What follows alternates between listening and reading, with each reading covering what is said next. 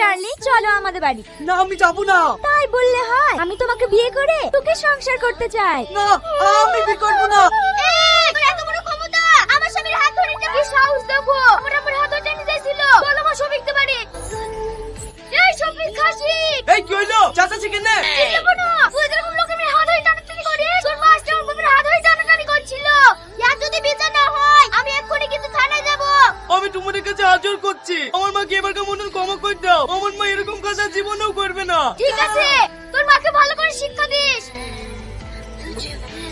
মা তুমি রাস্তাঘাটে এসব কি করে বেড়াইছো? এক্ষুনি গ্রামের লোক এসে আমাকে অপমান করে গেল। আমার লেগে আমার রাস্তাঘাটে যাওয়ার মুখ নাই। আজ তোমার কেমন লাগছে বাপ? একটা সময় ছিল তখন আমিও তোমার জন্য রাস্তাঘাটে মুখ দেখাতে পারতাম না। আমি আর সব বুঝতে পারছি মা, আমারই ভুল ছিল। আমি আর এরকম কাজ জীবনেও করবো না। আসলে আমিও তোকে শিক্ষা দেওয়ার লেগে এই কাজটা করতে বাধ্য হয়েছিলাম। তুই যে তোর ভুল বুঝতে পেরেছিস, এইটাই অনেক।